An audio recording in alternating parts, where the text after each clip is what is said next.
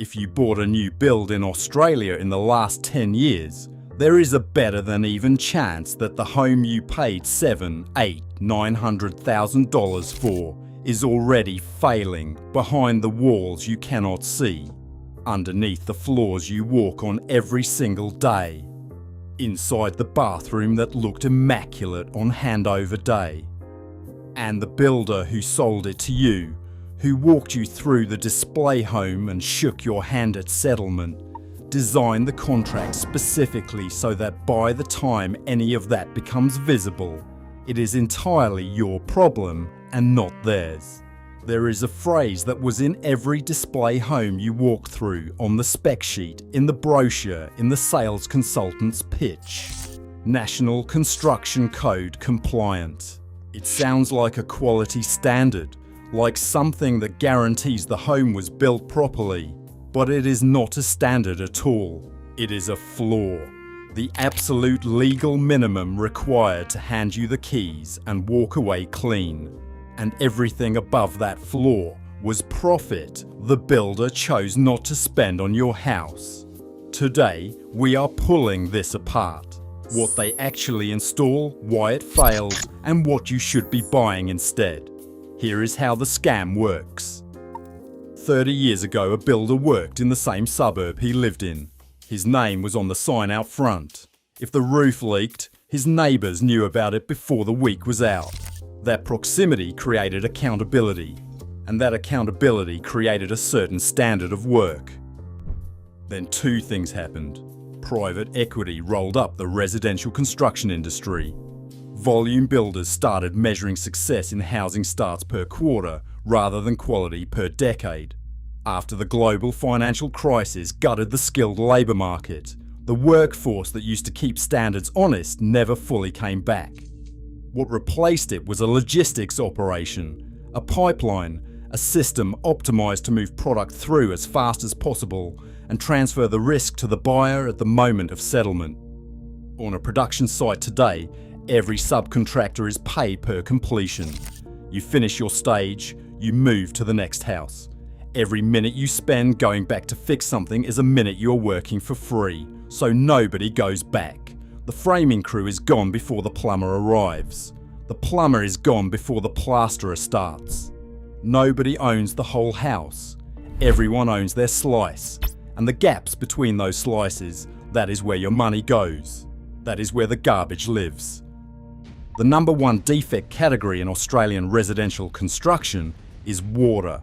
Waterproofing failures occur in bathrooms, on balconies, behind render and under roofing. Roughly 40% of all building defects reported in this country come back to water getting somewhere it should never reach. Here is the economics of why that keeps happening. A properly installed waterproofing membrane costs the builder $300 to $400 when done correctly. When that membrane fails, after the tiles are laid, the cabinetry is in, and the wall has been closed for 2 years, the repair starts at $15,000 per bathroom. The builder saves $400 on the day. You spend $15,000 3 years later. That trade happens on every volume build site in this country every single day. And it is not just waterproofing. The insulation gets installed to minimum spec. Wall batts are compressed into cavities too narrow for them, which kills the rated R value from day one. Sarking on the roof is missing or fitted so badly it does nothing. A 2024 Government Housing Research report found that 2/3 of all Australian homes have an energy rating of 3 stars or lower. 3 stars. In a country where summer temperatures in Sydney and Melbourne regularly push past 40 degrees. Homes that legally cannot keep you comfortable without air conditioning running flat out every single day for 30 years on your electricity bill. The heating, ventilation and air conditioning system gets sized to the smallest unit the code will accept.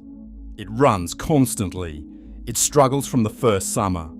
Around year 10, when it finally dies and a technician tells you it was undersized from the day it was installed, the builder who made that call restructured 2 states away and no longer exists as a legal entity.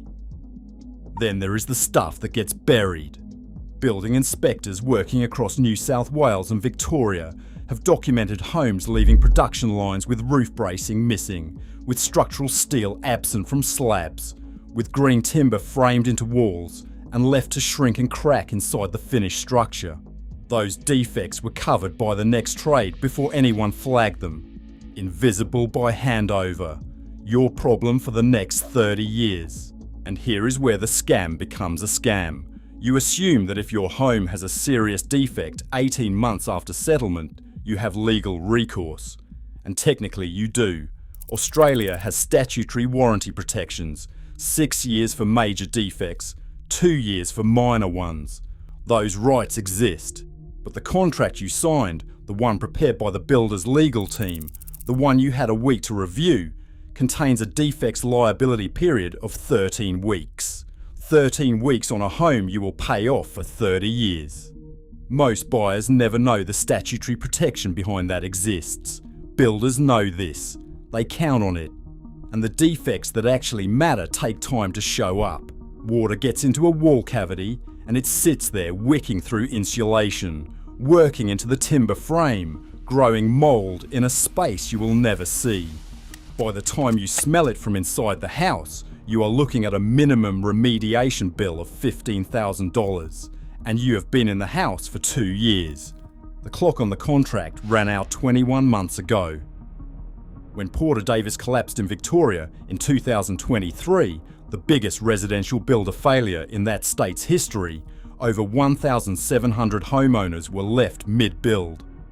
The insurance claim process that followed was described by affected owners as a second disaster on top of the first. Slow, underfunded, built for the system, not the people inside it. Volume builders operate through subsidiary structures specifically designed to limit liability. If that entity winds up before your claim resolves, you are no longer dealing with a builder.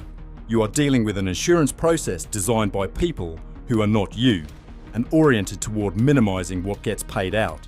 Quick question. If you bought new construction in Australia, what failed first? Drop it in the comments. My guess is waterproofing or heating, ventilation and air conditioning. Let's see if the data matches real life. So what do you actually buy instead? Third best option, a regional builder running under 200 starts a year. Their reputation is local. The people who find out about a bad build are the people they see every week.